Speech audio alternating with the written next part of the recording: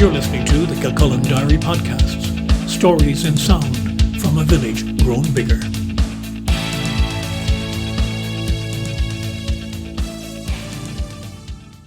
Hello, I'm Brian Byrne, and this is Kilcullen Diary. Mythology is a wonderful thing. It allows us to imagine stuff and tell it as stories. That they might be far-fetched isn't an issue. It's the tiny seed of fact which turns into magic that can make a child's eyes light up in wonder. And if we're fortunate, as adults we never lose that childish sense of awe. And so to the Giant's Causeway in County Antrim. A geological fact that triggered the tale of two giants, MacCool and a rival across the sea in Scotland, Benandonner. As the story goes, Finn built a causeway of giant stepping stones across the sea so that they could do battle. But when Finn saw the size of Benandonner walking towards him, he fled back home and disguised himself as an infant in a crib. When Benandonner saw the size of the infant, he thought the father must be enormous and fled back home to Scotland, breaking up Finn's causeway as he went. The geological fact is that the unusually shaped columns of basalt rock were formed many millions of years ago in a river valley where the now island of Ireland was part of a larger continental mass, Pangaea. It included the areas of today's Scotland and England, and indeed also North and South Americas.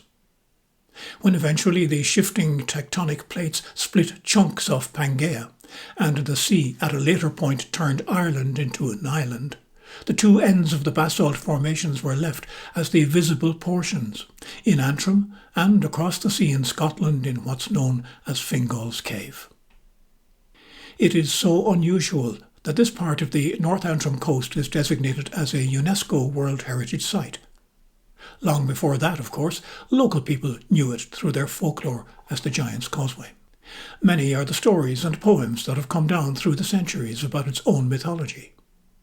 Outsiders began coming in the early 18th century, and when drawings and engravings of the unusual formations were circulated, it was the beginning of what is today's big tourism activity there. Until the British National Trust bought the land and the formation in 1961, the causeway was subject to pretty rampant exploitation and appropriation of souvenirs of chunks of the basalt columns.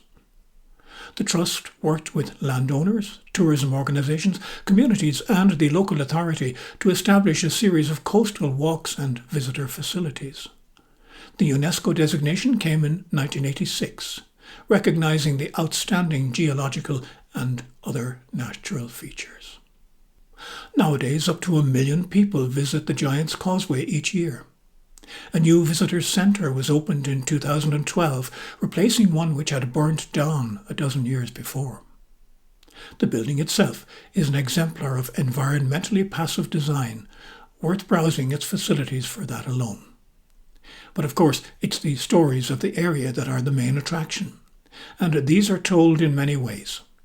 There are holograms of characters from the past, speaking about their lives. There are experts of today explaining the science. There are showings of the broad picture of the coast's wild nature and exhibits relating to the flora, fauna and the geological wonders of the area. From there, a choice of walks and a bus service to the key places allow individual exploration of the formations and the coastline's bays. It can be a self-guided experience with hand-carried audio, but there are also guides taking tours, explaining the myths, the spaces, and the fancied elements in the formations such as the giant's boot, the wishing chair, the giant's granny, and the organ, each a story in its own right. Each a trigger of the imagination, enhancing a minute, or an hour, or a day of our life. That's the magic of mythology. I'm Brian Byrne. This is Kilcullen Diary. Thanks for coming along.